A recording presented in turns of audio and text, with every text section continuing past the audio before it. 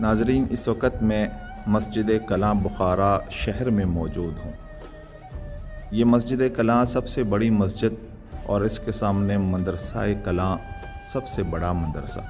امام بخاری رحمۃ اللہ تعالی اسی مسجد میں نماز پڑھا کرتے، اسی مدرسے میں طالب علموں کو پڑھایا کرتے درس حدیث، اور اسی جگہ آپ نے بیٹھ کر بخاری شریف کو ترتیب دیا۔ اس زمانے میں یہ تعمیر چھوٹی تھی۔ 1530 میں اس کو اثر نو تعمیر کیا گیا اور سب سے بڑی مسجد اور سب سے بڑے مدرسے کا نام دیا گیا۔ آئیے اب میں مسجد اور مدرسے کے اندرونی اور بیرونی مناظر آپ کو دکھاتا ہوں۔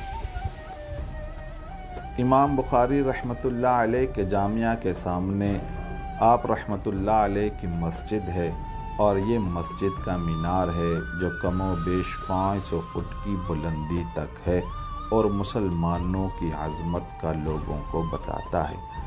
اسی مینار کے ساتھ امام بخاری رحمۃ اللہ علیہ کا گھر مبارک ہے۔ یہ جو آپ دیکھ رہے ہیں ایک کمرے پر مشتمل امام بخاری رحمۃ اللہ علیہ کی سادہ زندگی کا لوگوں کو بتاتا ہے۔ یہ جامعہ کے بیرونی منظر ہیں جس پر مسجد اور مدرسہ کلاں لکھا ہوا ہے۔ کلاں کا مطلب ازبکستان کی جو زبان ہے اس میں بڑا مدرسہ اور بڑی مسجد۔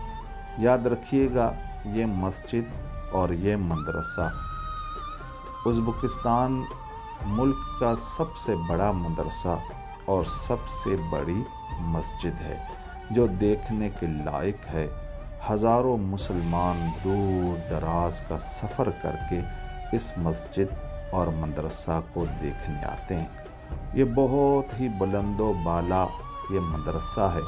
اسی جگہ پر بیٹھ کر جس جگہ یہ ویڈیو بن رہی ہے اسی جگہ پر بیٹھ کر امام بخاری رحمۃ اللہ تعالی آپ درس حدیث بچوں کو پڑھایا کرتے اور درس حدیث بچوں کو سکھایا کرتے، اور اسی جگہ پر آپ رحمۃ اللہ تعالی علیہ نے بخاری شریف کو ترتیب دیا۔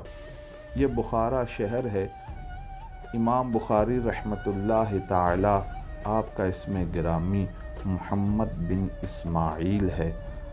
اسماعیل کے بیٹے محمد، آپ کے والد اسماعیل وہ بھی بخارا شہر میں رہتے تھے، اور بخارا شہر کے عظیم عالم دینوں میں آپ کا نام تھا۔ لیکن جو مقام اور جو مرتبہ امام بخاری رحمۃ اللہ علیہ کو حاصل ہوا وہ امت مسلمہ میں اور کسی کو حاصل نہ ہوا۔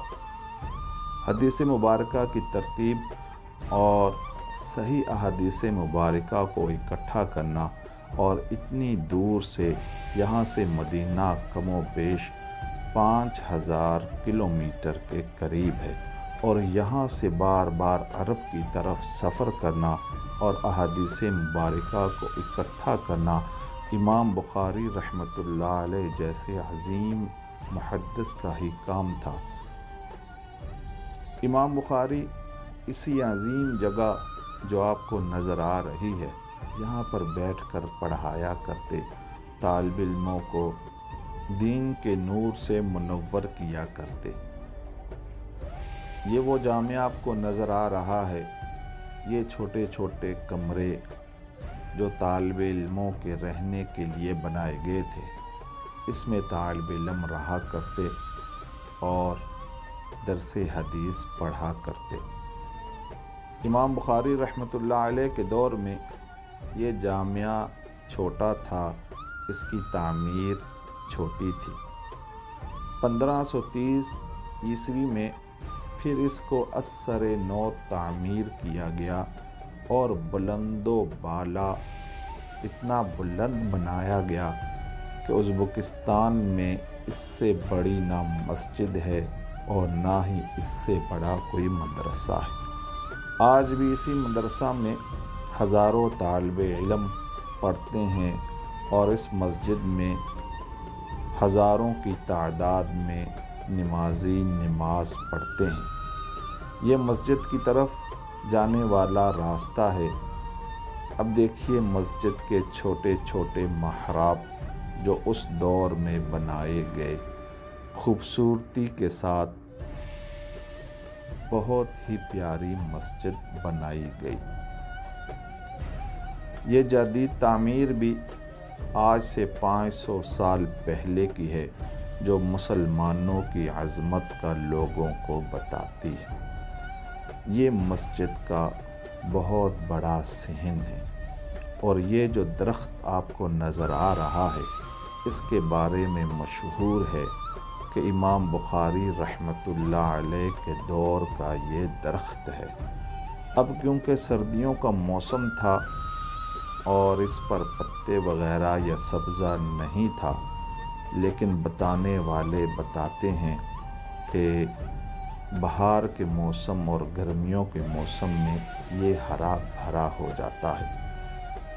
آپ اس خوش نصیبوں میں شامل ہیں اس وقت کہ اس جگہ اور اس درخت کو آپ نے دیکھا کہ جس نے امام بخاری رحمۃ اللہ علیہ کو دیکھا تھا۔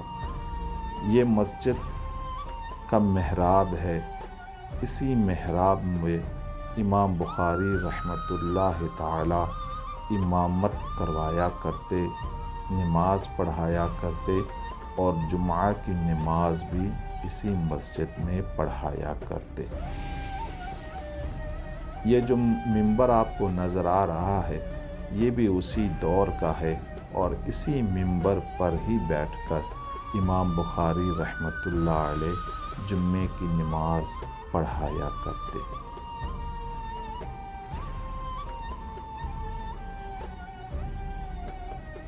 بخاری شریف امت مسلمہ میں قرآن مجید فرقان حمید کے بعد اگر کسی کتاب کو عزت ملی تو بخاری شریف کو ملی، کیونکہ اس میں تمام احادیث مبارکہ صحیح کو جمع کیا گیا ہے، اور بڑی محنت اور لگن سے اس کتاب کو ترتیب دیا گیا۔